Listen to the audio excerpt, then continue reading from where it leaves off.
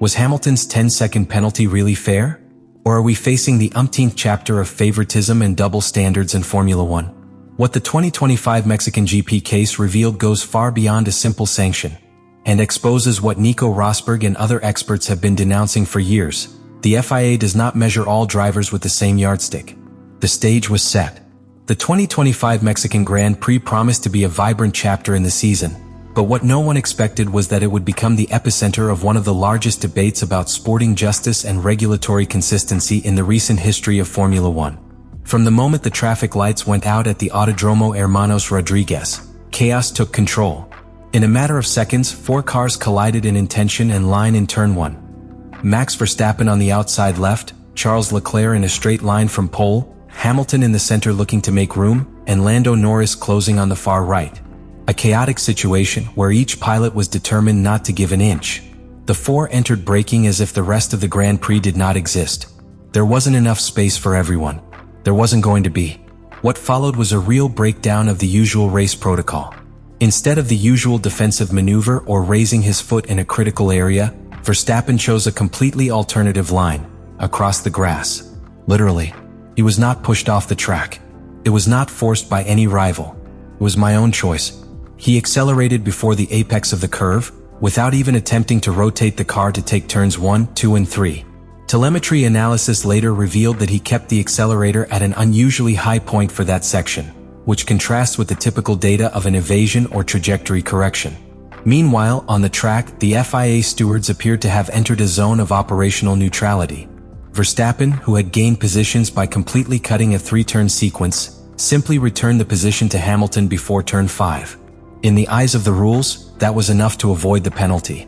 But the paddock soon reacted with skepticism and indignation. Martin Brundle explained it with devastating clarity. He said the maneuver was skillful driving across the grass, but was also completely lacking in intention to stay on the track. A statement that dismantles any defense based solely on the literal interpretation of the rules.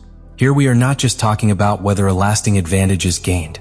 We talk about the spirit of the competition. To respect the layout. To play fair. And in that context, Verstappen's move was perceived as an aggressive and deliberate use of regulatory loopholes. Furthermore, Verstappen was not the only one to take advantage of that loophole. Charles Leclerc, his Ferrari rival, also cut the corners, but with a critical difference. He rejoined the track in first position. He gave way to Norris, but refused to give the position back to his own teammate, Lewis Hamilton, who had clearly overtaken him before the chaos. Jolyon Palmer, former driver and now analyst, did not hesitate to point out that Leclerc had enough room to take the corner normally. Even so, he decided to go straight, avoiding the congestion, and leaving himself in a position that did not belong to him. The most serious thing, he did not receive any penalty. In short, while the regulations were applied with surgical rigor to Hamilton just a few laps later, in this decisive opening moment a lax and convenient interpretation was allowed for Verstappen and Leclerc. This inaugural event not only called into question the coherence of the FIA, but also left a feeling that certain names or actions enjoy a much wider margin of tolerance. Here the narrative began to be built that ended up exploding with Hamilton's sanction. It's not just that they penalized the British. The thing is that they let 2 equally or more serious incidents from their direct rivals pass without even issuing a warning. And when that measuring stick changes from driver to driver, the spectator's confidence in the fairness of the competition is broken. What happened on lap 6 of the 2025 Mexican Grand Prix represents, perhaps, the starkest example of how the selective application of the regulations can alter not only the result of a race, but the global perception of the impartiality of the authorities. Until then, the initial chaos was officially behind us. But the next maneuver between Hamilton and Verstappen reopened the wound. This time with measurable consequences and official sanctions. And the most ironic thing, it was not Verstappen who was sanctioned, but Hamilton. Let's look at the facts with technical precision. In turn 1, Max Verstappen executed an attack on the inside with surgical aggressiveness. He placed the front axle of his Red Bull clearly in front of the mirror of Hamilton's Ferrari, which according to Article 14.6 of the FIA International Sports Code, gives him the right of line. That part, unquestionable. Under normal conditions, that type of attack should end in a clean defense. A tight maneuver, perhaps with a little contact, but without drama. But it wasn't like that. The friction between both cars, although slight, was the first link in a chain of consequences. Hamilton, trying to defend himself in turn 3, tried to maintain the pace on the outside and, in a moment of maximum traction commitment, slightly lost control, being pushed off the track. At that moment, he did not lift his foot. He maintained speed, cut the corner, and emerged ahead of Verstappen and Leclerc, moving into third position. This is where technical interpretation became a double-edged sword. From a purely regulatory point of view, Hamilton had gained an off-track position and did not give it back immediately. Therefore, he deserved a penalty. That is what the FIA wrote in Decision Document 38, where they justified the 10 seconds based on the durable advantage obtained. But that is the cold, mathematical version disconnected from the context. Because if we go further to the complete analysis of the sequence, what is revealed is something much more complex. To begin with, the contact that pushes Hamilton off the track was not completely avoidable. I was fighting against a car with greater traction in the acceleration phase and less turning margin at the apex. That is to say, he was committed to the line and did not have many options other than going off or braking abruptly, losing even more positions. This already establishes a nuance that was not considered in the sanction. Second, Hamilton's return to the track was not clean, but it was not aggressive either. He did not block any car, he did not defend against Verstappen from off the track, and he did not gain more positions than he already had before contact. However, it was sanctioned as if it had been a deliberate evasion maneuver to overtake. As if he had sought to cut to benefit himself, when in reality it was a defensive response to a limit maneuver in uncertain track conditions. And here comes the most painful contrast for any Formula One fan. While Verstappen cut 3 corners without even trying to turn at the exit, and Leclerc appropriated a position that did not belong to him, neither was sanctioned. Hamilton, who was forced to cut back after contact and with no option for immediate correction. Yes.it didn't take long for the paddock to explode. Teams, retired drivers and analysts began to question the logic behind the penalty. Why was the rule applied with surgical rigidity to Hamilton, while the spirit of the rule was ignored in much more obvious earlier cases? And that's where the real outrage is unleashed.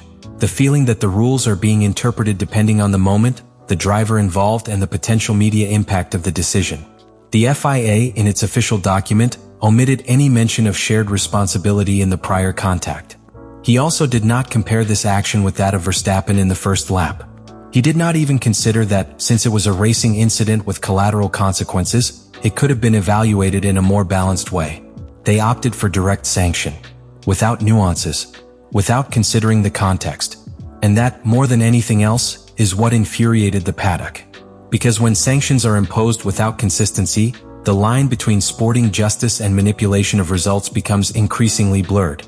Hamilton's penalty not only cost him a possible podium position, it also cost credibility to the entire Formula One regulatory system. And that's a price no race should pay. To understand why Hamilton's penalty in Mexico 2025 became the highest point of the controversy, we must go beyond the regulations, beyond the specific action, and immerse ourselves in the historical context of modern Formula One. Because this is not just a story about what happened on the track. It is the story of a broken trust. And at the center of the analysis appears a figure who has seen this film many times before, Nico Rosberg. For years, Rosberg has harshly criticized how the FIA has oscillated between applying the regulations with mathematical rigidity and ignoring them completely, depending on who is involved. He has pointed out how certain aggressive maneuvers by Verstappen are seen as brave or bold by the stewards, while the same actions in other drivers are sanctioned without hesitation. And that's exactly what happens again in this episode. In multiple broadcasts, Rosberg has made it clear that the rules are not just there to be followed literally. They are there to ensure that the spirit of the sport is not corrupted.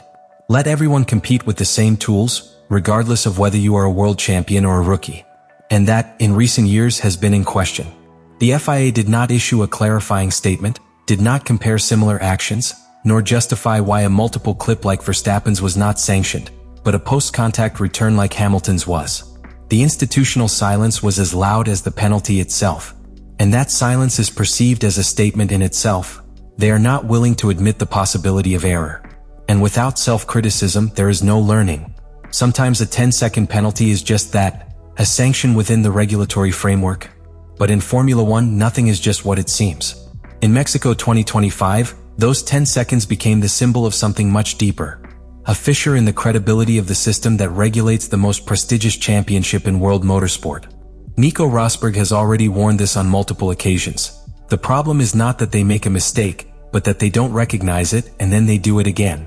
And that is what Mexico 2025 has reminded us, that without a thorough review of the sanctions model, and without a real commitment to consistency, Formula One runs the risk of becoming a game of perceptions, and not in a legitimate sporting competition.